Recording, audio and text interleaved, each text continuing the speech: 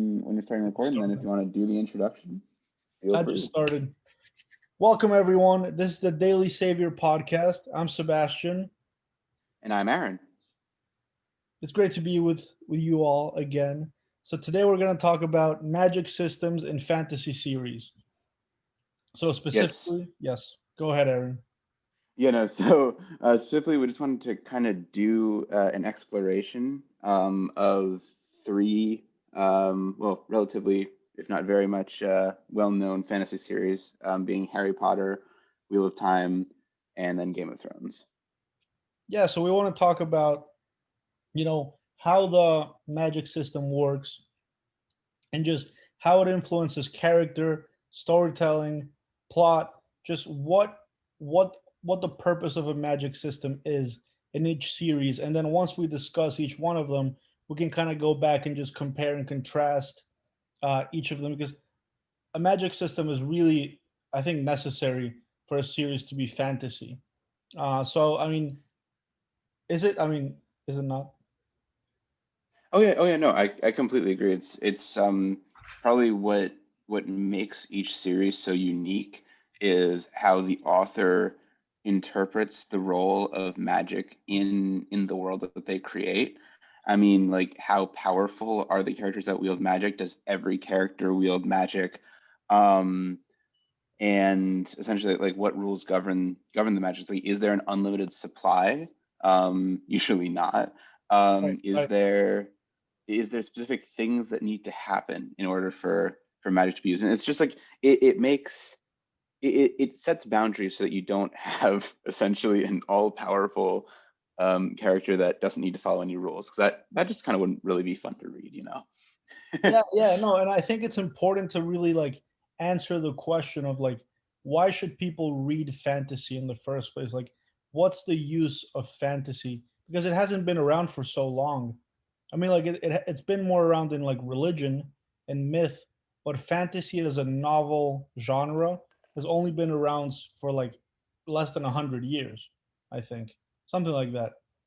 Oh yeah, I mean Tolkien really was the launch of modern fantasy. I mean, as you said, like myth and other stories like that have been around for forever.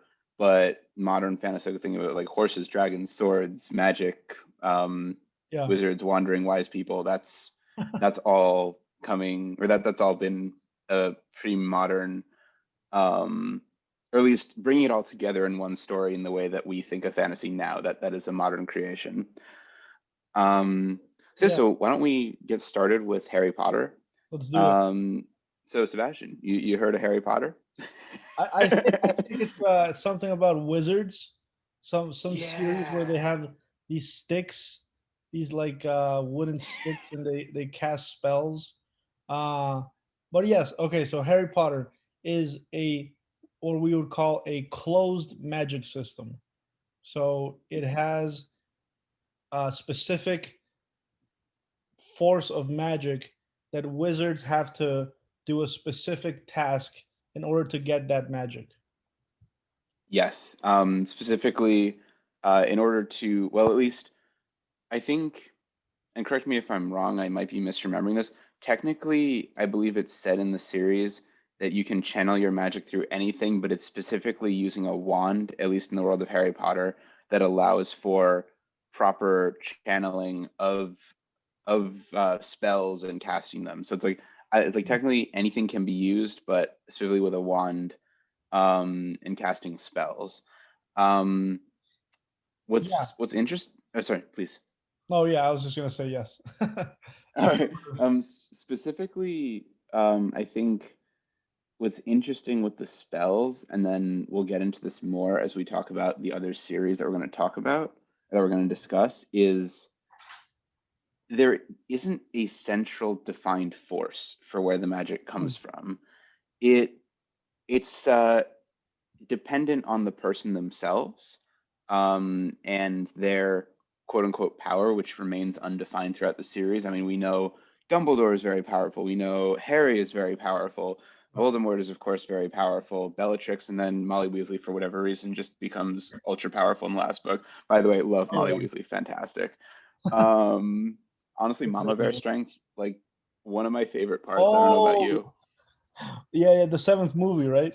Or was that in Yeah, the yeah, book no, as well? honestly, so good. That was so like I Yeah, know this is a side tangent, but like I love that because like Bellatrix is like Voldemort's second in command. So, like she's like that's, she throughout the series we see how powerful she is, and then Molly Weasley just comes in and owns her. It's like, oh, beautiful, yeah. beautiful. No, because We she's love to very see it. passive. She's very passive throughout the series. Like you never see her do like any spells, like any like engaging in fighting. So like that last moment, she's like, "Oh no, don't mess with my daughter," and she just Yeah, destroys her. it's oh, it's so good. It's so good. Yeah, that's actually the interesting thing with the magic in Harry Potter is that, and I mean this is true with other series, but it can be used for pretty much everything. Like it can be used in a combative manner, like Yeah, in right. duels, and spells to attack. But then also, I think this is really interesting when we're talking about Molly, is that for essentially up until that last book,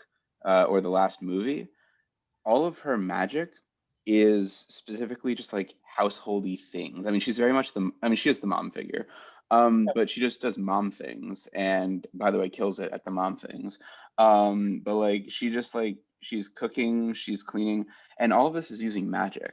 Actually, I think I just thought of this, but like magic is used all the time in Harry Potter. Like in other series, it's like it's sort of like used sparingly, but Harry Potter it's everywhere.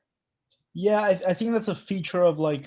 So I'll just explain closed and open magic systems. I just learned about this today, so it's fresh in my memory. So soft magic systems are more like just mysterious forces in the universe of the novel, and so they're more unpredictable.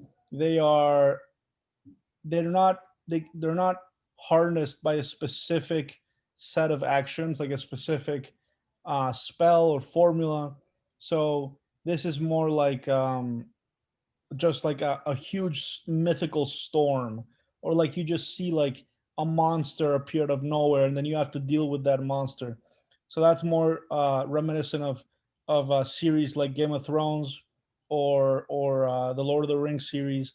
And usually soft magic, you can only harness the magic of the world through a specific object, like the ring in Lord of the Rings, or only like specialized people.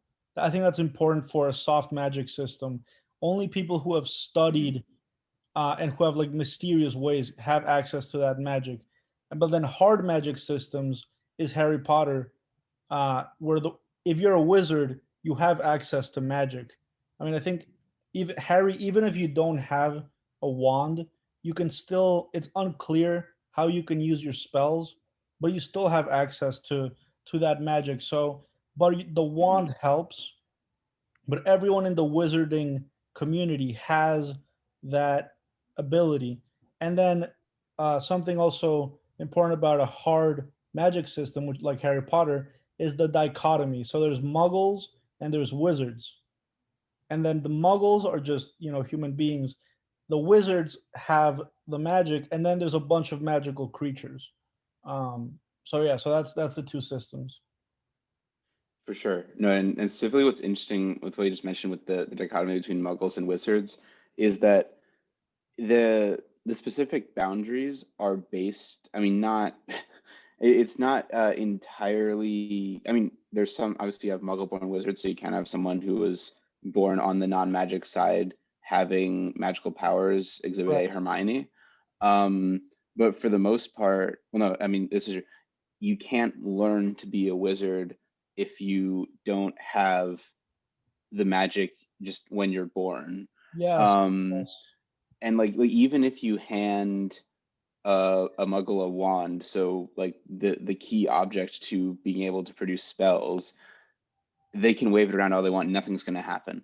Um, and it's that specific rule. It's like there's no crossover, there's no characters sort of experiencing it. Um, and this is it's honestly quite similar to, I think it's most similar to Wheel of Time, where Mm. you have characters like the Aes Sedai, where they're just, I mean, they learn it, but they need to be born with it as well. Wheel of Time, it works in that similar way, but yeah, Interesting. yeah, it's those distinct boundaries governing who can use magic. Uh, Okay, so one of the most annoying or just enigmatic parts about Harry Potter is that he only uses like three spells. So yes. Oh my God, please, very, please, I want to hear this.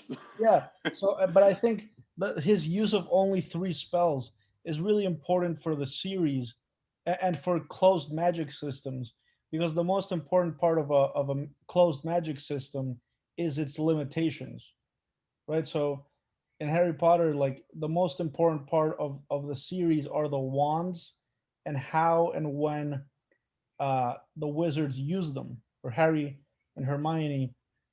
So it's not, I guess, a closed magic system makes it so that it's more on the specific person than on the force of the magic. Yeah, no, I'm really glad you mentioned that it's on the person, not so much the magic system itself. Because yeah, I mean, Harry only casts um, the disarming charm, the Patronus thing to fight Oh, Dementors, and sometimes the stunning spell. And like Expelliarmus. that's like yeah, Expelliarmus. Expelliarmus, Stupefy, and Expecto Patronum. That's like all he does.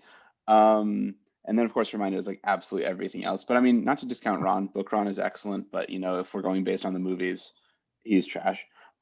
Anyway, um, there is since the magic is so closely linked to a wand, and we see this in the last. I think the last book honestly does a really good job with wrapping up kind of loose ends that weren't really explained before. Being that well, I guess you saw this in Chamber of Secrets as well when when Ron's Wow. wand is I don't anyway when Ron's wand is broken in book two, he's completely inept at everything he casts, and then Harry in book seven, when his wand is snapped in half again, like until he gets another wand, he is essentially just as defenseless as everyone else. Even though technically you can channel through other means, that part's never explored. So it's like as soon as your wand is gone, you're as good as a muggle. So Yeah, those closely defined rules where it's like you need the stick to do the stuff, and if you don't have the stick, you're done. yeah. So, Oh yeah, if uh, you're a straight up wizard and you don't have the stick and you don't know how to do the specific movements, I mean this is like the whole fifth movie was like learning how to do the specific movements and building up an army and just learning it's like learning a skill. Um mhm, and that's something you don't get in soft magic systems because it's like it's more mysterious. You don't really know when the magic's going to happen. It's more uncontrollable. But I think I guess the hardness of the magic system like has an effect on the meaning of like the on the characters. So I think Harry Potter is much more about like just self development, right? mhm. It's more about like just growing up and Oh I yeah. and harnessing, like learning specific skills to harness the magic that's kind of out there. Exactly. I think this is Yeah, a good place to transition to our next book. sure. Personally, that sound good to you? All right, so on to Wheel of Let's Time. do it. All right, so Wheel of Time, the magic system is a soft magic system.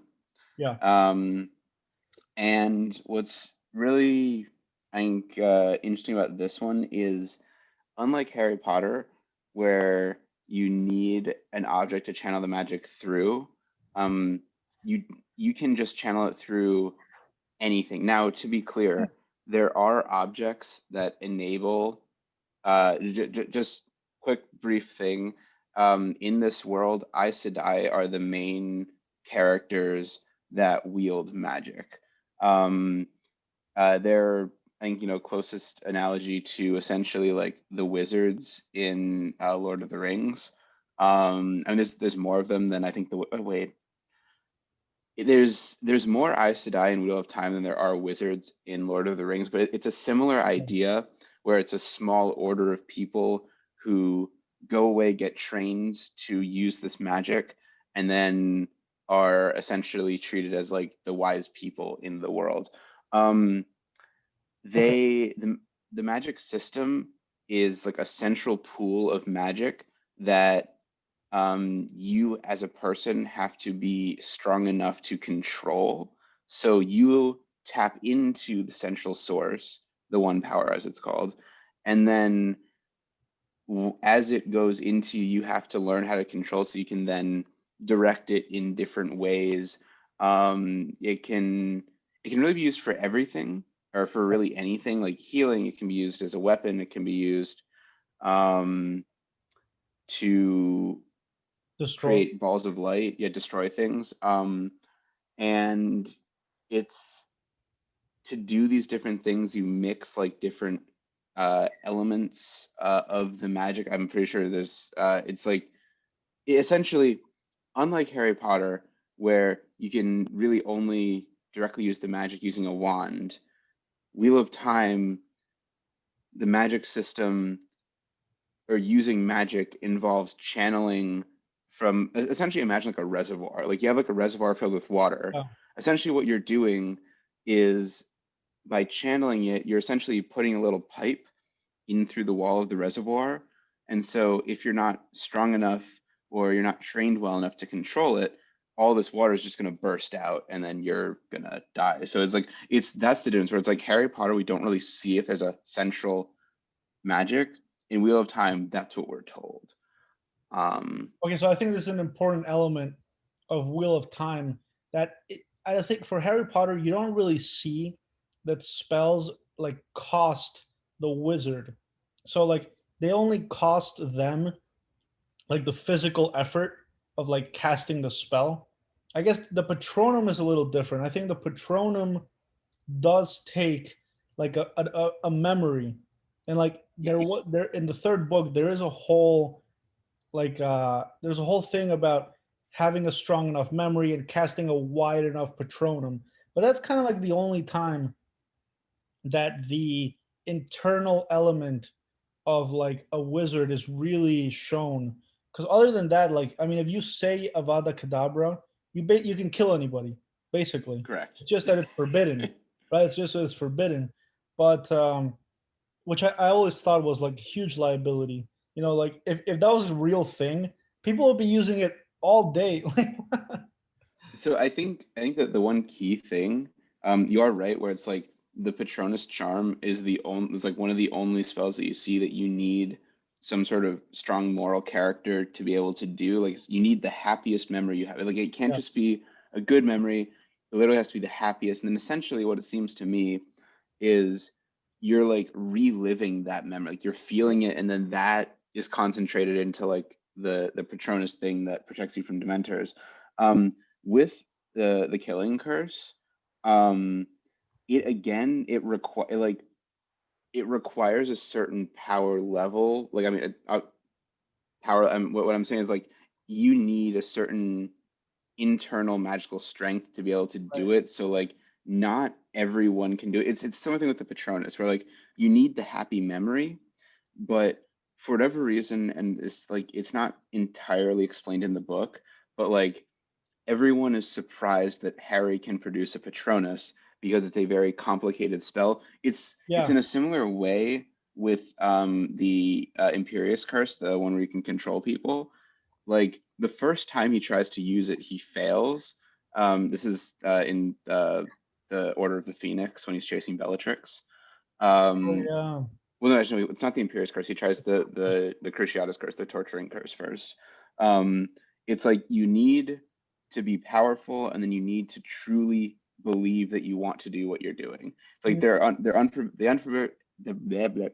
the unforgivable curses. Um, yes, yeah, technically, and I do completely agree with you. You're right, where it's like anyone can technically do it. But unlike with Wheel of Time, where like you need the physical, where you need like the actual physical strength and willpower to channel. With Harry Potter, it's just more of like do you already have it? It's like you can't really prepare yourself for it. You're just like you either can or you can't. Yeah, yeah. I think that's a distinction. I mean, I haven't read as much of the Wheel of Time as I would like to. I'm still getting through it, but like it seems like it's more of an open world where the forces of magic are more like this dangerous like orb of like energy that you can draw from, but you have to be careful because that shit will kill you. Exactly. Exactly. No, It'll you're kill you. completely right with that. Where it's like with Wheel of Time, magic is feared. Like in this Right. world, literally everyone fears magic, which is why they fear the Aes Sedai, because the Aes Sedai are the magic wielders. It's like they respect them, but in many places, being able to channel the magic is not a good thing. It's like because of the fact that essentially like, if you can tap it, you like pretty much no one can do anything about it. It's like once you tap the magic, you have it. And in addition to that, the magic force, because it is essentially like a sort of like a force of nature type thing where it's like the the other distinction with this world is that women can channel the power safely if they're trained, men cannot. There's for some reason Hmm. there's a corrupting force where pretty much any man in the past who has channeled has turned evil. Um, in addition to that, Interesting. it's all like the central orb of power, right? And when men and women channel, it's two different there's two different terms for it that are used in the novel. It's Sidar and Sidene, and it's the same thing. It's like they're channeling, but it's like men channeling and women channeling. Um, but yeah, it's this big scary entity. It's like I mean I don't really recall entirely, but in Lord of the Rings, correct me if I'm wrong, Hmm. people weren't really scared of wizards. It was more just like wizards have power and so they just kind of exist. In Wheel of Time, people like there's conflict because of magic. It's like the Lord of the Right. Rings, like magic doesn't cause conflict, but it does in Wheel of Time. So Wheel of Time, just brief kind of not like the entire story. It's 14 books long, so we'd have to be here for another 4 hours. Anyway, um, briefly talk, and we're just focusing on the magic system, so I'm not going to talk like entirely the plot, but Yeah. you have the Aes Sedai, which are women who are trained to harness the one power. Hmm. They um they have the central city called Tarvalin, which is where the essentially the head Aes Sedai, who's called the Amerlin seat, that's where she lives. She is essentially the chief of the Aes Sedai. The Aes Sedai have different orders based on what they think is important. And it's based on color, so red, blue, green, Hmm. brown, Aja is what they're called. Um, and so these Aes Sedai, they all are channeling the one power and they essentially there's like a limited number of them and so they need more girls to train and so they essentially go around looking for girls who can channel um, Okay. and then taking them to Tarvalin to train them to be full Aes Sedai. And it's a long process that takes for them to be essentially what it does is I think it's similar you can well not entirely similar but like it's the easiest thing I can compare it to is like children, magical children in Harry Potter. They can do random things, but they don't know how to control it. So like when Harry gets pushed over by Dudley in the very first movie and he makes the glass disappear, it's Yeah. like these things just happen and he can't control it. It's similar where like they're looking for like it's not like random magical things are happening around these girl children who can't control it, but like the guys that are looking for people like that. So Hmm. you have um so you have that going on where like you're looking for people to train. Um, you have a large main cast of characters, but in general, Matt, Perrin, Rand, Moraine, Lan, Egwene, and Nynaeve. Just briefly, like they're like the main characters, if you will. Yeah. Um, they are found by the Trollocs, which are like minotaur-like creatures that attack their village because you it's very briefly, big bad prophecy, well, not bad, big prophecy saying important people are coming. They have to face the Dark One. So you have that similar fantasy trope where you have like the good guys fighting against the bad guy. But essentially, they're found out because all of these main characters can channel in certain respects. Egwene and Nynaeve will train to become Aes Sedai. Now the three or the boys, because they're men, like channeling is like seems like a really bad thing because they can become corrupted. Yeah. Essentially, they can use magic in different ways, but essentially that's where you have it. You have the the Aes Sedai training women to become more of them, and then being scared of men who can channel because it's dangerous for the world. Okay. That's that there's a ton more, but I don't know how to like make it more brief, if you No, that was will. really good. No, that was good, and that helps me. I hope it helps the listeners to understand the world of Wheel of Time. So I think it's a feature of soft magic and of Wheel of Time that every element of magic is something to be like either feared or respected or like treated with care. It's like the sun, right? It's like you can't get too close to it, but you have to use its power, right? So it's like um so when the minotaur like creatures, half human, half like stag or goat or something, Yeah. minotaurs, half hogs, I don't know. And then so as soon as they've walked, like the first one walked in, like the right Robert Jordan describes how like the creature walks in. I was like, well, maybe like they're like friendly, right? Like this doesn't have to be bad. But the first they like lunge at them and just like instantly they want to kill them.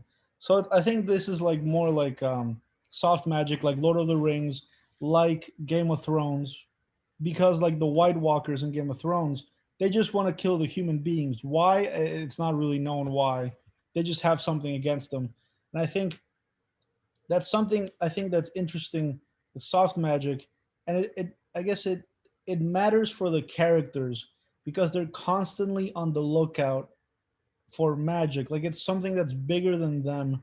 Whereas Harry Potter, they're constantly in the magic.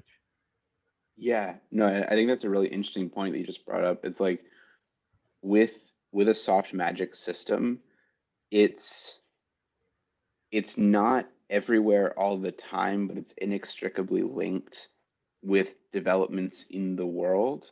Like because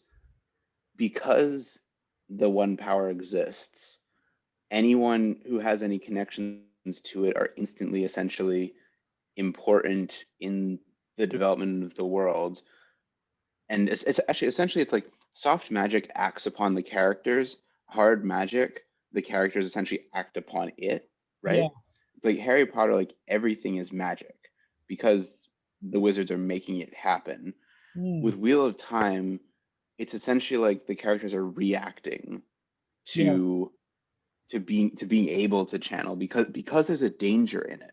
If there wasn't a danger in channeling, well, wonderful, people can do magical things now, but it's like Yeah. um But that's like the important element. Like I think that's really what makes fantasy interesting, and what makes fantasy worth reading is that like magic isn't just introduced into the story like like it can't just be sprinkled onto the story because that makes for bad writing.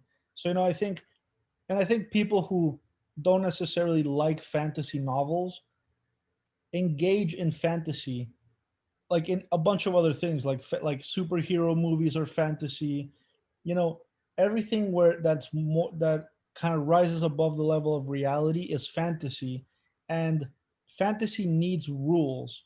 So any fantasy that doesn't have rules is like it's not understandable. But so this is it, like there's something in the human mind that we can understand something that's above reality, but we can mhm. still understand it. Yeah, no, it's Yeah. it provides an interesting window into unexplainable elements of our world because you're not Yeah, constrained by by what we by what we know in everyday life. I mean, like Harry Potter, like he talks to dead people. Like the resurrection stone allows him to talk to his mother, his father, Sirius, Lupin. snakes. Um, Talks to snake. Sorry. He talks to snake. Oh, true. Yeah, you're right. Yeah, Parseltongue, he talks to snakes. That's an interesting thing with Wheel of Time. You get wolves, or you get people who can talk to wolves, like a warg Really? type thing. Yeah, I'm trying to remember if they're calling it a warging power, but it's that's and then of course with Game of Thrones you have Bran who can warg into anything. Yeah.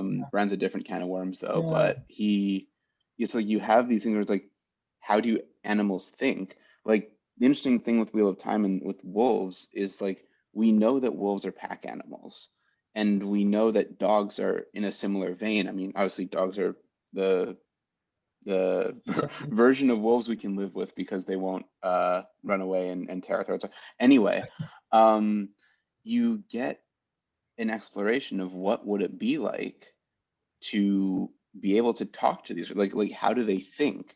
And in Wheel of Time, you get this, it's a shared experience, like the pack mentality. It's not that like, it's I'll try and describe it. It's more of if a single member of the pack experiences something, all of the other wolves in that pack also think and feel like they've experienced the same thing. Hmm. If one member is hurt, everyone else will know and how. Now, of course, we don't know if this is actually how the brains of wolves work. Do they have this sort of, so it's almost like a shared, net, like, do they have a shared consciousness? Yeah. But in the story, that's how it works. And it's a really interesting element that fantasy allows for.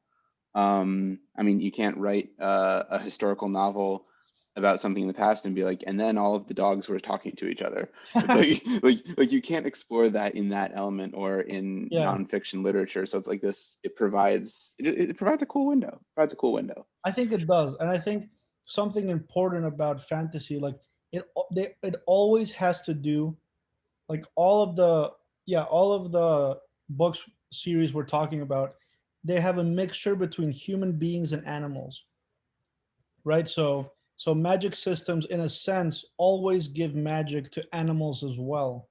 Like in Game of Thrones, the dire wolves have kind of True. like magical quality to it. The dragons are like little children, right? Like at the beginning, they're like yeah, they're like children, and then they're like adults. Like they're not horses, because they can somehow communicate with the nearest, the nearest Targaryen. When Wheel of Time, like the wolves, right, they have a special element. And then in Harry Potter, like there's a bunch of animals, like the hippogriff, the the Blast-ended scroots. which ones are those the little Oh, like oh, sorry. dumplings?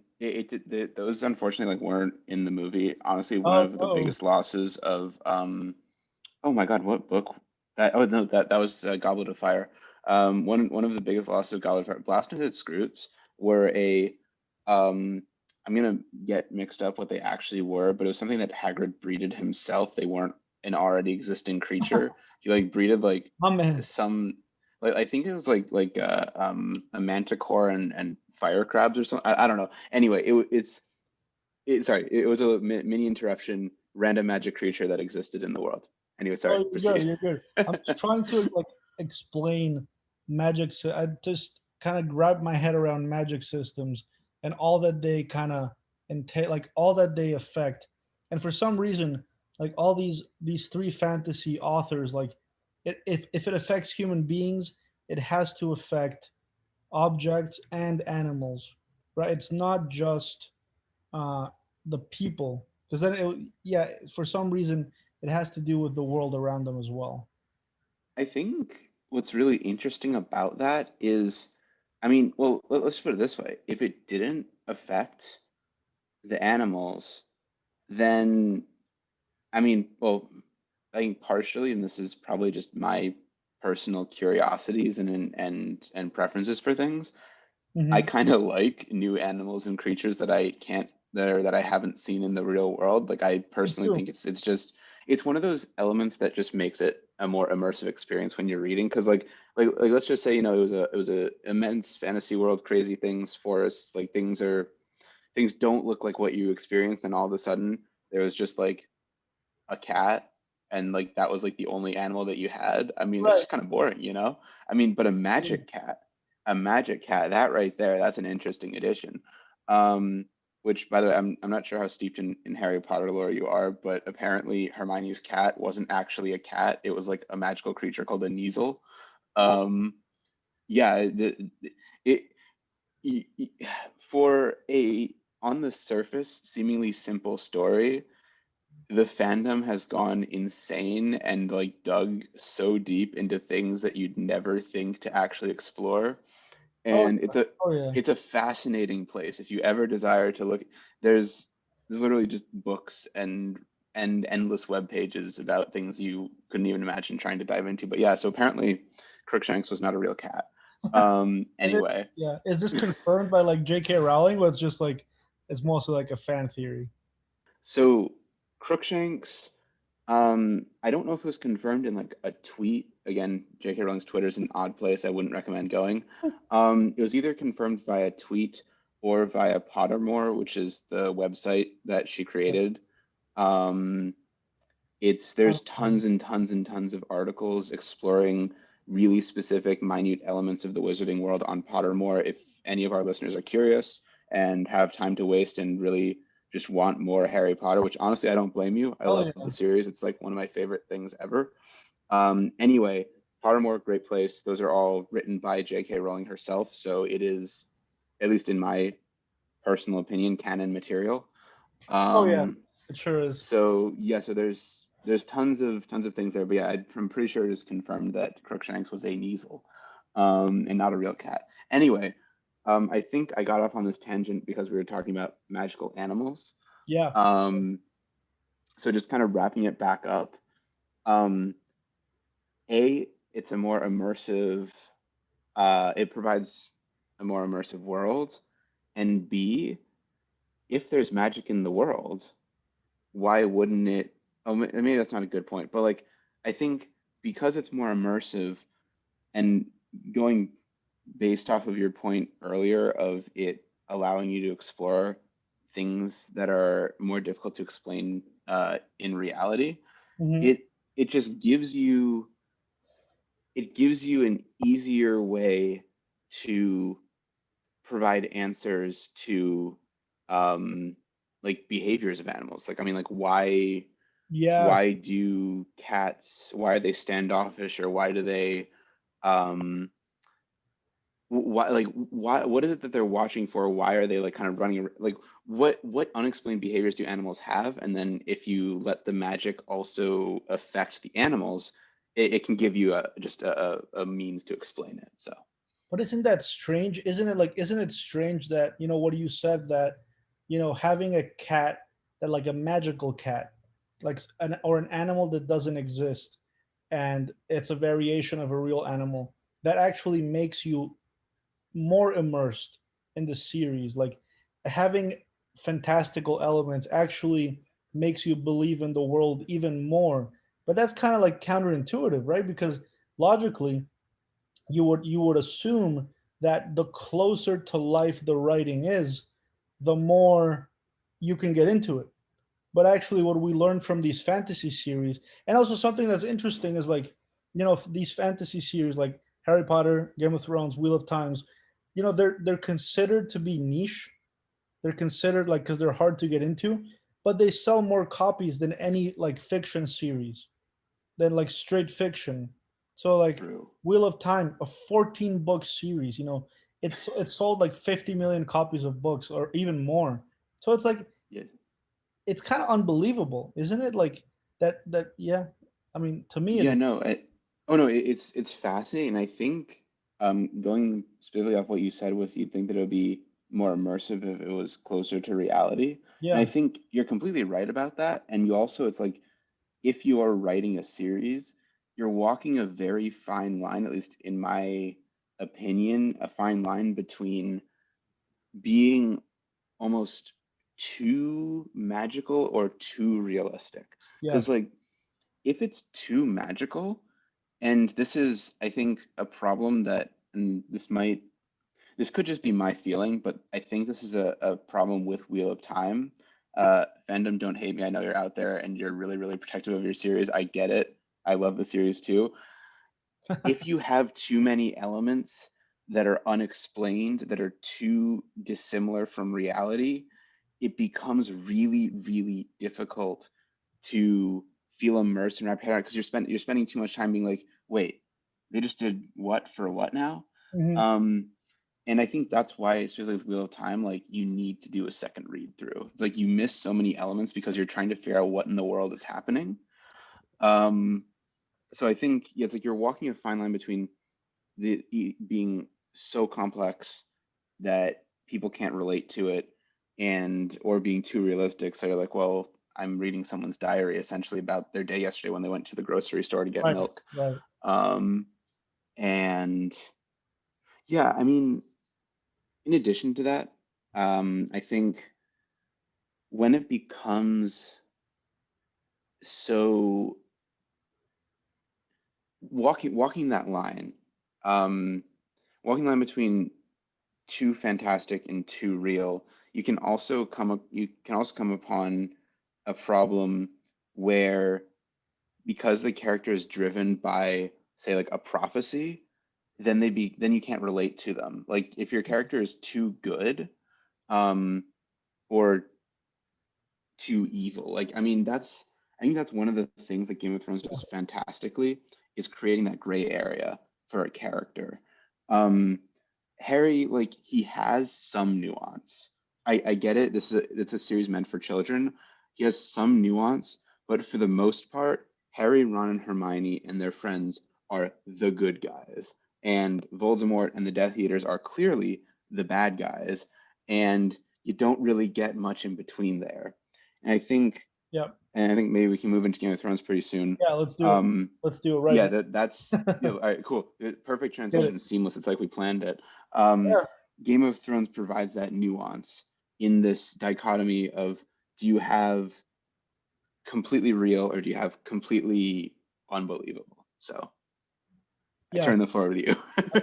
Thank you. Thank you, sir. I think what George R. R. Martin tried to do is to make fantasy as true to life as possible.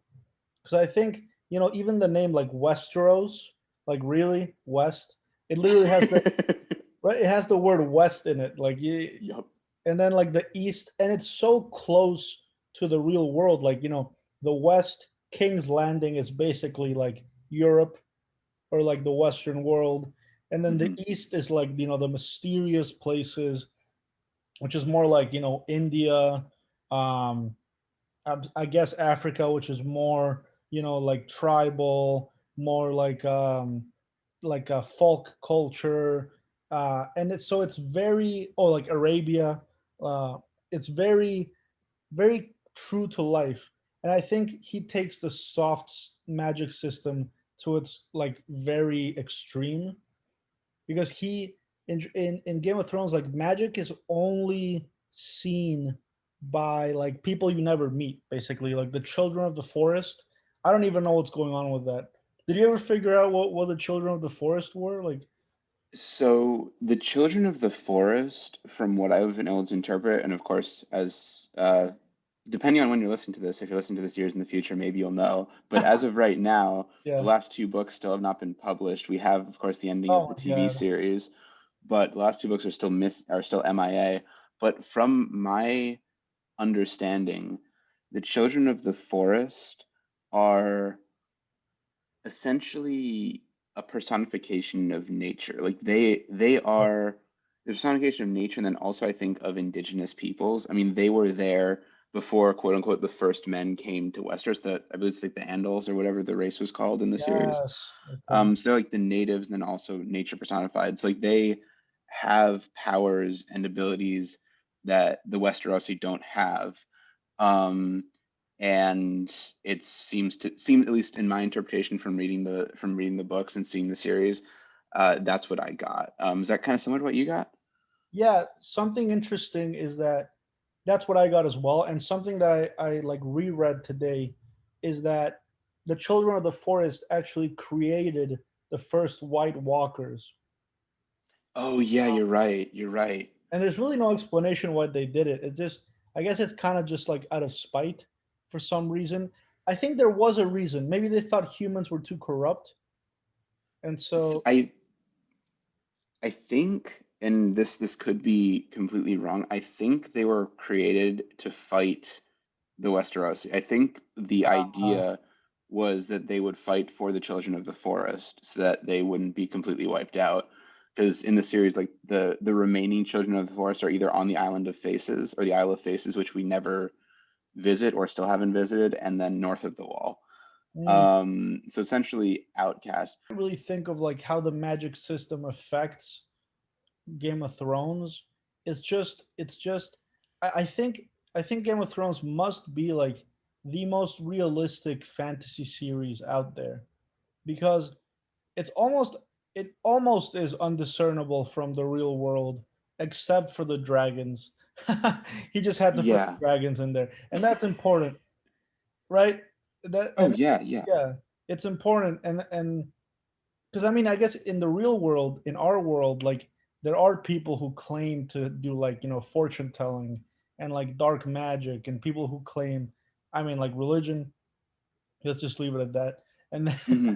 people who claim to harness, dark forces. There's like tsunamis. Like there are natural disasters. So I think George R. R. Martin kind of figured out a way to make historical fiction, like historical fantasy, into a fantasy series. Yeah, I don't know where I was going with that. Oh no, I think I'll piggyback off of that. Please. The magic system in Game of Thrones, you really only see specifically magical elements in a few cases. The Yeah. first being with the red priests Mhm. and priestesses, Some. um, and Beric Dondarrion being brought back to life. So you see magic there, and it is, I think, quite clearly a soft magic system because like there's no really clear object like they use fire, and because they think that their god is a fire, or because their god is a fire god. Yep. um, and then in addition, Bran's warging powers, the three-eyed raven bit, where he travels north of the wall to become the three-eyed raven, which never he just kind of becomes the three-eyed raven because the old one dies. um, Yeah, yeah, so it's those two main things where you see magic. And I think what's probably most similar to the other series would be with the Red Priests, because they have this ability, but again, it's not really seen as an ability of themselves, or at least it's portrayed in the series as because, oh shoot, do you remember what the Red God's name is? Because he has a name. I think it's just the Lord of Light. Yes, yes, thank you, Yeah, thank you. It's the Lord of essentially, yeah, Light. the Lord of Light. It's essentially what the Lord of Light wills. It's like they don't have power if the Lord of Light doesn't grant it to them. So like it's kind of magic, but it's also kind of just like praying and hoping things. But like no, but they do heal each other. They do Yeah, heal each other. It's like and they're I mean, Beric weird. Dondarrion does come back from the dead. He does have a flaming sword, which Oh, then you're right. extinguish. So that's clearly magical. Wait. I need your opinion on this. Please. Is that actually, because that's not actually the real like sort of heroes? Because I think it was like I believe at some point you've like read the books, correct? Yeah. I think it's like in one of the books, like when Mr. Lewin is still there. I think it's like he has like a dialogue with like it's either John or Sam, like Mhm. when he's shown the sword, where he's like, it's weird. I didn't like, I didn't feel any. Either he didn't or did feel heat, and it was one of those. It's like a minor detail. I think was supposed to kind of like show that it's not the real. Again, he also keeps um Stannis. Stannis. Yeah, I thought it was Stannis, Yeah. but that's from The Office. It's Stan. It's Stannis. Stannis Baratheon, yeah, because like Stannis Baratheon still needs to keep getting new swords. It's like he's the quote What? chosen one, but like he's also like he the I think the real sword, where like the prophecy wise I believe, is that like the real oh my God, why am I forgetting all these names? Uh, They're tough. I mean, they're not easy names. Like, do you if you remember this, I'll be forever grateful. Do you remember what the prophecy of the guy who like tempers the steel of this magic sword by literally stabbing his wife? what? Um, do you remember that? So I like don't think that's like so. where like this, so because like the magic sword It's kind of crazy. is I like that. here you'll Lightbringer. probably find Light. Lightbringer. Oh, Do you Azor Ahai. Azor Yeah, Ahai, yeah. chosen by the Lord of Light to fight. Oh yeah, because Missandei is always saying like he is Azor Ahai, Lightbringer. Yeah, Stannis Baratheon, Yeah. warrior of light. Your sword awaits you. Ha, wrong. But not Yeah, even so freaking wrong. yeah, so it's like because Melisandre keeps claiming that he's Azor Ahai reborn, and Yes. but like the real sword doesn't keep breaking. It's like he keeps needing random swords that he covers with wildfire. I'm pretty sure is what it comes out as. Like I'm pretty sure he's just covering normal steel swords with wildfire and being like, it's the flaming sword of heroes. Hmm. Anyway, Yeah. anyway, um, so there's that magic element of bringing people back from the dead. Jon Snow, of course, gets brought back by Melisandre. Um, and Why does she do that again? I don't really know. They like yeah, so what? don't they make her Proceed. I do don't it? know. I think they make her Mm, do it. They probably do. I don't recall. All I remember is that it was like one of the most like infuriating like ending of like a series of a TV show because like he literally like dies and that's the end of the season. Then like Oh we have yeah, to wait till the next season to see him be brought back, which he was in the very first episode. Um. Anyway, so yes, you have dude. those That's elements. by the way, that's Hmm? how the fifth book ended, and that's the way it's ended for the like. That's the last book that's been out there for the last 11 years. You're right. You're 11 years right. it's been, or 10 years. It's been a decade, and that's the last image that the book gave. I think it's That called is pretty crazy. Last Game. It's the Winds of Winter should be the next one. Right, and so this is A Dream of Spring, a Dance with Dragons. That's how it Correct. ended with Correct. John dying. It's got 1,016 pages. This is not legal. No, honestly, I think what's probably the most infuriating, well, not maybe the most infuriating, but George R. R. Martin, for those of you who don't know, he has a blog called Not a Blog, and Yeah. he released like a few chapters of the next book on his Not a Blog. He did? Yeah, and then proceeded to post later that he's changing it. So Ah, it's for those of you who wanted more. Unfortunately, we're gonna have to wait until he does eventually publish it, maybe after his next HBO series, which is probably honestly, I think it's probably gonna be a prequel series, but we'll see. We'll see. I really Anyway, want to see that. I really want to see a prequel. I Uh, do too. I think it'd be very interesting. he's only Um, 72. Okay, he's gonna he'll make it. he'll I do believe. it. He'll do it. I believe that he will finish the series and that we can get the ending to the series as he wrote it. Anyway, I think that about wraps up this episode. Yes. Um, we hope you all enjoyed. We had a really good time just kind of talking about magic systems and seeing, Yeah. you have Harry Potter where you have this very strict hard magic system. You have Wheel of Time where it's very much a soft magic system with just the magic acting on everyone else. And then Game of Thrones where you have these certain magical elements that just, as of right now we don't really have an explanation for.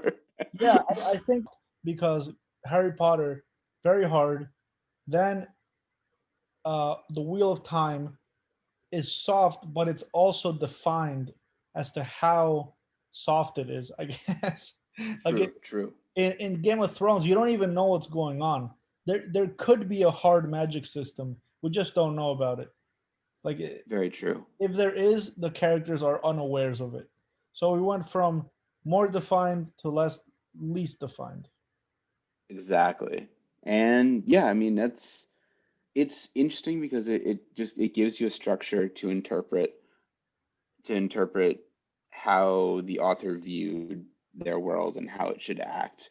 Where you have um, Harry Potter being on, I guess the interesting comparison is that both Harry Potter is set in the real world, but just with magic everywhere, and then Game of Thrones, where you have pretty much no magic, but set in, or at least written in a realistic fashion.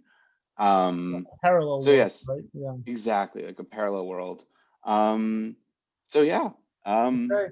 Well, we just kind of scratched the surface of magical systems, you know. We'll be sure to, we're definitely coming back with more content on fantasy and the different elements of it. Because yeah, we just kind of went over the kind of superficial elements of magic systems and the effects that they have. But there's a lot more where that came from. indeed. Thank you very much, and we'll see y'all soon. Thank you.